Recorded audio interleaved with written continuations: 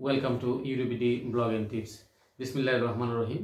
ইসলাম এমান এহসান আল্লাহর রহমানুর রহিম রহমাতুল্লাহ আলামিন।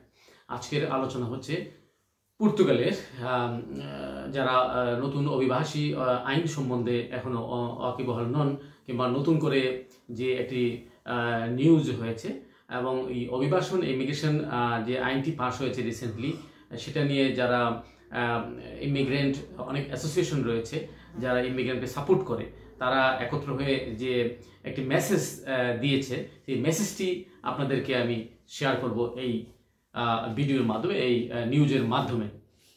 হেডলাইন এসেছে new immigration laws setting Portugal back 17 years. Bangla দ্বারায় নতুন অভিবাসন আইন পর্তুগালকে 17 বছর পিছিয়েছে, ঠিক আছে, পিছিয়ে নির্ধারণ করেছে। বিষয়টা এই। এখন আমরা আসল মূল নিউজে চলে যাই।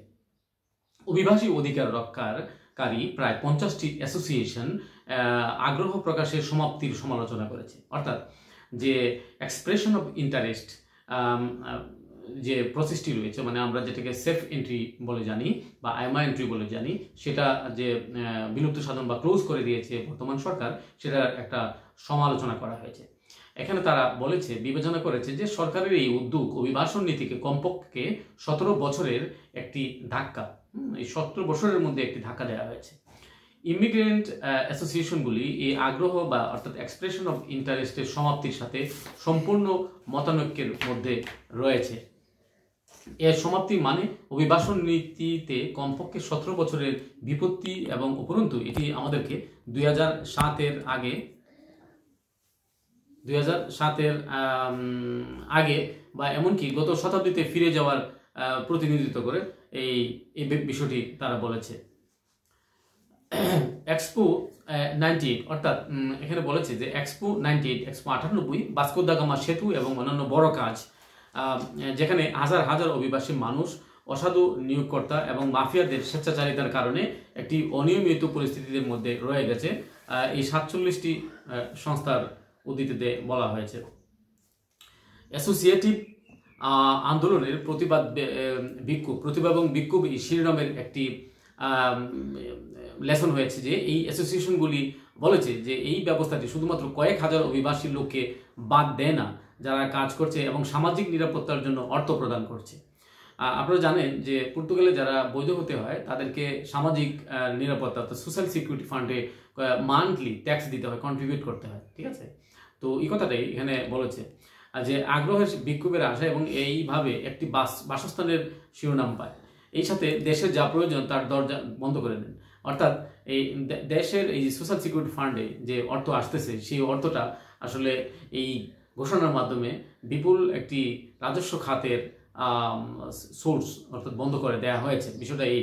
তারা যুক্তি দেখিয়ে পর্তুগিজ কোম্পানিগুলো প্রতি বলেছে যে যাদের তারা জানে না এবং যারা হাজার হাজার কিলোমিটার দূরে রয়েছে এমন কর্মীদের নিয়োগ দেবে না। ওই যে তারা একটা বলেছে যে দূর থেকে আনবে, শুধু ওয়ার্কার আনবে। তো এদের কথা হচ্ছে, এই অ্যাসোসিয়েশনগুলোর কথা হচ্ছে যারা হাজার হাজার কিলোমিটারে রয়েছে কর্মীগুলা, আর এখানে বর্তমান যে কোম্পানি রয়েছে এদেশের কোম্পানি হাজার হাজার কিলোমিটারের থেকে দূর থেকে অজানা মানুষ কাকে কোন কর্মীকে নিয়োগ দিবে তারা, ঠিক আছে। এই বিষয়টা তাদের অর্থাৎ ইমিগ্রেশনের পক্ষে কথা বলার জন্য এই কথাটা তারা উদ্ধৃতি টেনেছে। আমি যা বোঝার এখান থেকে বুঝলাম। অ্যাসোসিয়েশনগুলি বলে যে সরকারের এই উদ্যোগ অভিবাসন ও আশ্রয়ের অন্তর্ভুক্ত আইমা এজেন্সির বাইরে সারিগুলিকে দ্বার প্রান্তে পরিবর্তন করা হয়েছে। কনসুলেট যাদের কাছে আবেদন প্রক্রিয়া করার উপায় নেই বা কাজের ভিসা প্রদানের প্রক্রিয়ার বিদ্যমান মাফিয়াদের নিয়ন্ত্রণ করারও উপায় নেই।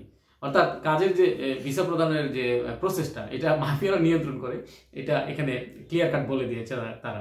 আসলে তো বাস্তবে যারা হিউম্যান রিসোর্সেস বলে তো ভালো কথা, আমরা যারা ম্যান পাওয়ারের কাজের কথা বলি, এখানে বেশিরভাগই মানুষ প্রতারণার শিকার হয়। এটা তো আগ্রহের প্রকাশের উপস্থাপনার সমাপ্তি অর্থাৎ এক্সপ্রেশন অফ ইন্টারেস্ট বা সেফ এন্ট্রি বা আইমা এন্ট্রি যে সমাপ্তি হয়েছে, এটা আইনিক সমাধান যা পর্তুগালে একজন বিদেশিকে কর্তৃপক্ষের সাথে যোগাযোগ করতে দেয় বা তার চাকরির সম্ভাবনা রয়েছে এবং তিনি নিজেকে একজন অভিবাসী হিসেবে নিয়মিত করতে চান, তারা কিন্তু ওই প্রসেসে করতে পারতো, এটা সেফ এন্ট্রির মাধ্যমে। সেটা এখন আর সম্ভব নয়। গত 3 তারিখের ঘোষণা, জুনের 3 তারিখ 2024-এর ঘোষণার পরে এটা আর কার্যকর করা মানে যাবে না, মানে সেফ এন্ট্রি আপনি করতে পারবেন না, বিষয়টা তাই। এরপর থেকে আগ্রহ প্রকাশের জন্য বা সেফ এন্ট্রি প্রকাশের জন্য নতুন কোনো অনুরোধ করা হলেও সেটা প্রত্যাখ্যান করা হবে। অর্থাৎ অনলাইনের মাধ্যমে বা ফিজিক্যালি দেওয়া আপনি এটা জমা দিতে পারবেন না। এবং যারা অলরেডি পর্তুগালে আপনারা আছেন তারাও যদি সেফ এন্ট্রি 3 তারিখের আগে করে না থাকেন তাহলে আপনারাও করতে পারবেন না। এটা এখানে তারা বলেছে। সরকার চায় যে অভিবাসীরা পর্তুগালে আসার আগেই পর্তুগিজ কনসুলেট এবং দূতাবাসে এই ভিসার প্রক্রিয়ার জন্য আবেদন করুক, প্রসেস শুরু করুক। এটি একটি পরিমাপ যা বিশেষ করে তাদের উদ্বেগকেই বাড়ায়, যাদের দেশে কোনো পর্তুগিজ কূটনৈতিক প্রতিনিধিত্ব নেই। এ ব্যাপারে আমি একটি কথা বলতে চাচ্ছি। যেমন আমি বাংলাদেশের কথা বলি, আমাদের বাংলাদেশ বা বাংলাদেশি কমিউনিটির কথা, যারা কমিউনিটি ডেভেলপ করেছে পর্তুগালে। অনেক মানুষ বিভিন্ন কারণে রুটিরিজের আশায় বা লিগেল হওয়ার আশায় পর্তুগালে এসেছে। এখানে বাংলাদেশি কমিউনিটি স্ট্যাবলিশ হয়েছে। এখানে আমি বলবো সেকেন্ড জেনারেশনও এখানে বসবাস করছে। তাদের এখানে একটা নিউজও এসেছে, তো এটার উদ্দেশ্যে দিয়ে আমি বলছি যে এখানে কারণটা কি। আমি আলম কাজল ভাইয়ের, অর্থাৎ যিনি কাউন্সিলর পর্তু সিটি পর্তুগালের, তো ইনি বাংলাদেশের কমিউনিটিকে পর্তু সিটিতে প্রতিনিধিত্ব করেছে। উনি একটা দারুণ কথা বলেছে। আমি গত 2 সপ্তাহ আনুমানিক আগের নিউজ থেকে আমি কোট করতে চাচ্ছি। উনি বলেছে যে উনি সরকারের সমালোচনা করেছে, সরকারের ইমিগ্রেশন বন্দরের সমালোচনা করেছে। বলেছে যে তারা বলছে যে তারা নিকটের দূতাবাসে আবেদন করার জন্য। তাহলে বাংলাদেশের জন্য নিকটের দূতাবাস হচ্ছে ঢাকায় থাকতে হবে দূতাবাস। তাইলে না আপনি গিয়ে দেশের হয়ে আপনি আবেদনটা জমা দিবেন শান্তিতে। আপনি সিলেটে বাড়ি, আপনার বাড়ি রাজশাহীতে, আপনার বাড়ি চট্টগ্রাম, তাহলে আপনি কিংবা ঢাকায় অর্থাৎ বাংলাদেশের পর্তুগালের দূতাবাস বা কনসুলার অফিস হইতে হবে অবশ্যই ঢাকায়। সে কথাটা আলম কাজল ভাই বলেছে। আর বলেছেন উনি যে কয়েক হাজার কিলোমিটার দূরে হচ্ছে নয়াদিল্লি।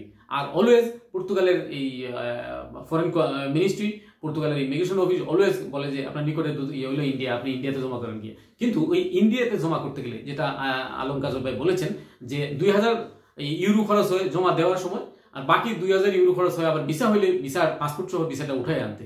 কারণ এখানে ইদানিং অনেক ভাই ব্রাদাররা বিভিন্ন এজেন্টের মাধ্যমে পাসপোর্টের ভিসা অর্থাৎ জন্য স্টিকার পাওয়ার জন্য যে নিউজ আসে, ইমেলটা আসে, সেই ইমেলের পরে কিছু ফ্যামিলি ইউনিফিকেশনের পাসপোর্ট জমা দিয়েছিল একটা এজেন্টকে। সেই এজেন্টের নাম আমি বলছি না, বাট উনি 12টা পাসপোর্ট বা আরও বেশি ততোধিক হারিয়ে ফেলেছে।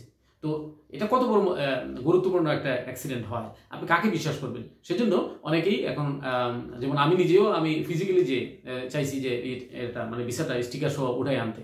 মানে কথাটা এই জন্য বললাম যে আমি চাই, আমি সাজেস্ট করি। কারণ আমি কাকে বিশ্বাস করবো? মিডলম্যান কাউকে বিশ্বাস করার মতো দেখছি না। যেহেতু এরকম 12টি পাসপোর্ট আনুমানিক একজন হারাইয়ে ফেললো, লস্ট। তাহলে একটা মানুষের একটা পাসপোর্ট স্টিকার ভিসা সহ হারাই ফেলা মানে একটা লাইফ ধ্বংস করে দেওয়া, একটা স্বপ্ন ধ্বংস করে দেওয়া। ঠিক আছে? তো এই যে অবস্থা যদি চলমান থাকে, আর পর্তুগাল ইমিগ্রেশন বলেন, পর্তুগাল গভর্নমেন্ট বলেন, অবশ্যই আমি সাধুবাদ জানাই আমরা আলম কাজল ভাইকে, যিনি পর্তুতে আছেন, বাংলাদেশে প্রতিনিধিত্ব করছেন। উনি আরও জোরালোভাবে বিভিন্ন মিডিয়ার সাথে কথাটা আরও বলুক, আমি চাই। এতে করে আমাদের এই বাংলাদেশে যদি একটি কনসুলার অফিস পর্তুগালের হয় তাহলে অনেক ভালো হবে। আমাদের এই হাজার হাজার কিলোমিটার নয়াদিল্লি গিয়ে ভোগান্তি করা লাগবে না। সেখানে অনেক ধরনের ভোগান্তি আছে। সেখানে আপনার অ্যাক্সিডেন্টের ভয় আছে, সেখানে আপনার অনেক সময়ের দরকার, অনেক টাকার খরচ হয়, হোটেলে থাকা খরচ আছে, এখানে এজেন্টদের টাকা বেশি দিতে হয়, এবং অ্যাপয়েন্টমেন্ট নিতে গেলে যে কত ধরনের কষ্ট ভোগ করতে হয় সেটা একমাত্র ভুক্তভোগীরাই বলতে পারবে। তাইলে আমরা এখন এই শেষটার মধ্যে একটু অ্যাড করতে চাই, সেটা হচ্ছে কি কি বন্ধ হলো। 98 আর্টিকেল বন্ধ হলো, ঠিক আছে, 88 বন্ধ হইলো।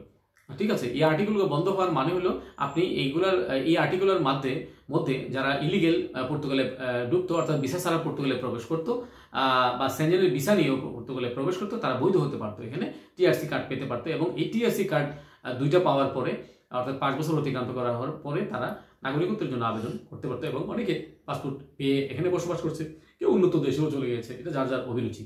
তো আজকের আলোচনা এই পর্যন্তই ছিল। ভালো থাকবেন, ধন্যবাদ।